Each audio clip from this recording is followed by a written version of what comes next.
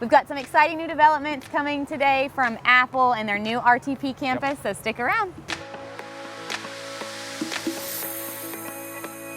So we're going to talk about the Apple update, and we're also going to talk about some of our favorite neighborhoods that are near the Research Triangle Park as well. So Apple announced several years ago that they're coming to the Research Triangle Park. They're going to be on the Wake County side, and they just had, well, I shouldn't say it was a big announcement, but a couple of the news organizations in the area, Triangle Business Journal, which is where we're pulling a lot of our data, pulled some of the permits that have been filed because there was a lot of dead space in between the announcement and then today. Such a long time. Yeah, I feel like it was like during COVID or something that Yeah. all this stuff came and we were all freaking out about Apple, and I feel like the home prices skyrocketed and people were like, it's because Apple's coming, and then Apple did nothing for like such a long time. Yeah, It's so just they like pulled. crickets. Yeah, so they pulled permits, and the permits are actually really interesting. So the Triangle Business Journal has said this is the first phase of their development, and they've got around 700,000 square feet of office space that they're going to build, 190,000 square feet of, I think they call it accessory space. I'm not 100% sure what that means. And then also 3,000 parking spaces. So all in all, this will be about 7 buildings. 6 of those will be office spaces, and the 7th they're assuming will be a parking garage. To put that 900,000 square feet in perspective, especially for those of you who are local, if you've ever been to Crabtree Valley Mall, it's about 1.3 million square feet. South Point Mall is also roughly the same as that. So 900,000 square feet is about, yeah, it's massive. So you're talking almost the size of those malls worth of space that Apple was building. And according to the Triangle Business Journal, this is the first phase. Now, I don't know what the other phases include or anything along those lines, but I mean, that's a massive campus that's coming here. It's gonna be huge. I can't imagine going to work and working with people and like going to visit someone else's office and it's like the distance from like Macy's to Sears at the mall or something. Like just, it's huge. Yeah, it's massive. Mind-boggling. And that's just really one development that's coming into the Research Triangle Park. There's also the hub, which is like literally right behind us. Right. And if you watched our last, when Apple first announced they were coming with some of the stuff of where their campus was going to be, we did a video and we kind of highlighted some of the hub, and it was just breaking ground like about a year ago, I think. And so it's like really coming to be. There's going to be a lot more space there where people can actually live in RTP, which right now it's mostly just like commercial space. So it's gonna kind of change the whole outlook. Boxyard, where we're filming right now, was really the first thing that started to change the way RTP felt, like to be not just commercial space. I mean, this is still commercial. It's you know, it's restaurants and stuff, but it wasn't just offices. So this place is so fun behind us, restaurants, and it's like on these old shipping containers. So it's cool to see RTP kind of get this new, younger feel to it. Yeah. So we're gonna hit a couple neighborhoods really on every single side of the Research Triangle Park, some of our favorite spots. So if you work at Apple and you wanna live close to the upcoming campus, these would be great fits for you. You just wanna live close to, I mean, there's hundreds of companies in the Research Triangle Park, period. So if you work in any of those companies, these would be great fits for you as well. Definitely.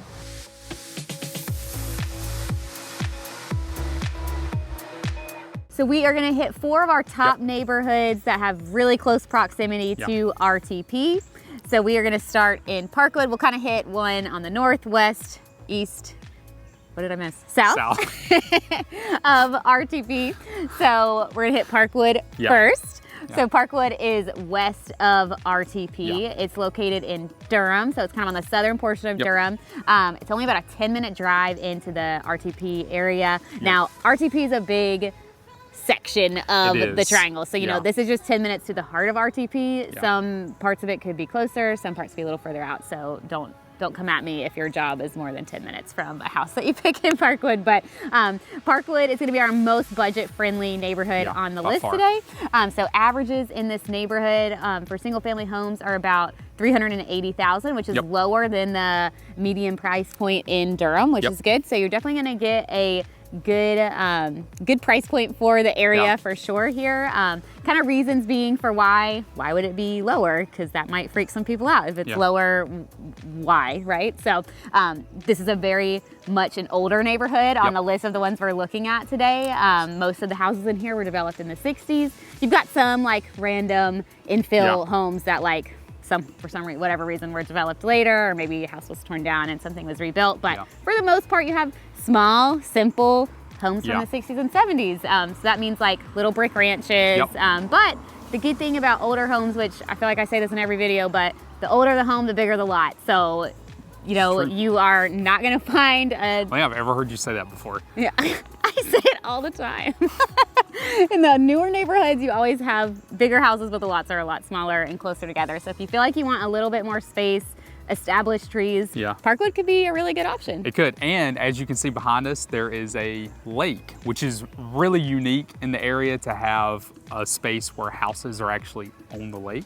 Yeah. So it's pretty cool. It's right behind us. It's really good size, honestly. I mean, you Yeah. could easily put a kayak in there or a canoe in there and have plenty of space to paddle around, which some of the houses have that. If you're driving through, you can see kind of in their backyard, they've got that. So Yeah. that's a unique feature to Parkwood that doesn't really exist in any other neighborhood that we're going to talk about today. Yeah, it's for Yeah. sure a really cool thing. Our Parkwood, when it first came, was like one of those first neighborhoods I feel like that had, they were trying to make it like its own little town Yep. within it. So you've got like an elementary school here, there's a fire station Yeah. like within the neighborhood. You know, today now we have like this on steroids in some of the neighborhoods Yeah. around the triangle, but it's really cool and It it's is. very convenient to a lot that's around. It's Yeah. equally close to South Point Mall here as Yep. well. So you've just got a lot of stuff that's very close, just right here in Yeah. Parkwood.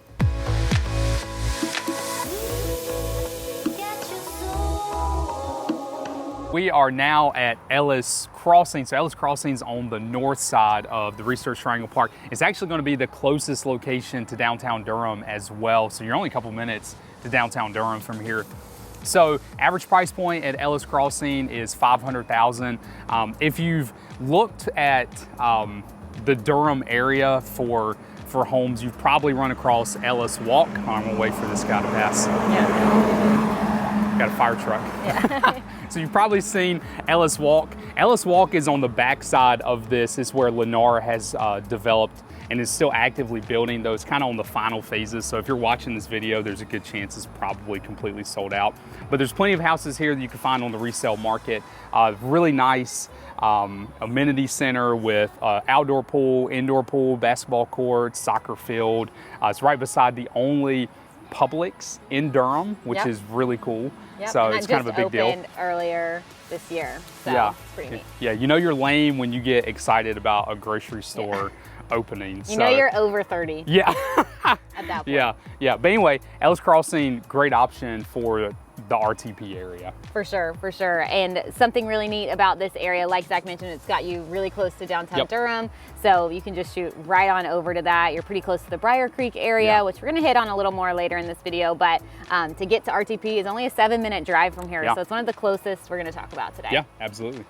All right, so our next neighborhood is Kitts Creek. Yep. Kitts Creek is in Morrisville. Morrisville is one of the smaller towns that kind of surrounds the RTP area. It's kind of just RTP. I feel like it's just Morrisville, but you know, you've got Not quite. not quite. Yeah, well, the airport's located here, so it's super convenient to get to the airport, but Kitts Creek is a really cool neighborhood, really nice amenities. The home styles are just so cute here. Yeah. Tree-lined streets. It's Yeah. just really cute.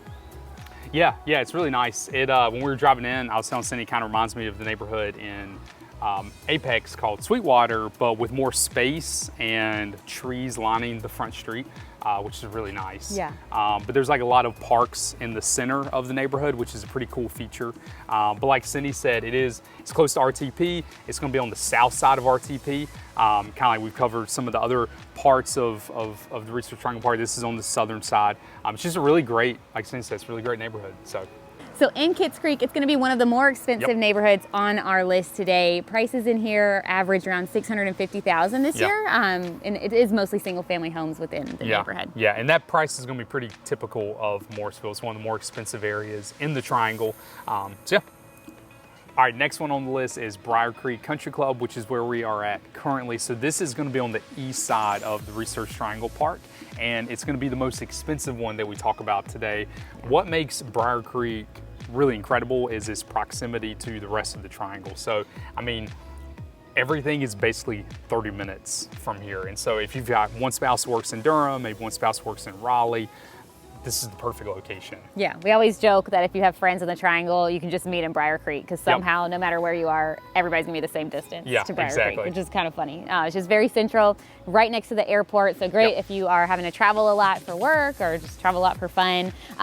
It's very built up around the Brier Creek area. So, you know, there's a huge shopping center, Brier Creek Commons, that's gonna have Target. It has Target and Walmart in the same shopping area, which is crazy. You know, Kohl's, there's so many restaurants, Staples, Dick's Sporting Goods, like Barnes & Noble. It has everything right there. You could walk. There's an elementary school that was built inside of the neighborhood, Brier Creek Elementary, just super close to everything. And it's right on the line between Raleigh and Durham, and it's like, it hugs like two main highway systems, which is really cool. So just, that's why everybody can get to it so quickly. And average price points for this area are going to be 900,000. Yep, and it's 900,000, but it feels a little misleading because the neighborhood is really big and has these different sections in it. So you have things simple like townhomes and things like that, and then you have single family homes that are smaller. Those are going to be more like the 500s, and then you've got up to $1 million very luxury homes in the millions. So, you know, if you love Brier Creek, but you don't have a budget for 900,000, there are going to be things lower than that, but they're going to be more of the smaller homes, maybe the townhomes that are in the area. Yeah, exactly. Well, I'm Zach. This is my beautiful wife, Cindy. We are a couple real estate agents in the area. If you are looking to buy or sell, we'd love to be your real estate resource of choice. You can get us at the contact information below. You can also find us on Instagram. Yep. Feel free to follow along with us on Instagram at The Honeycut Realtors. We'd love to have you follow along with our local adventures there, and we look forward to seeing you next time. Yep.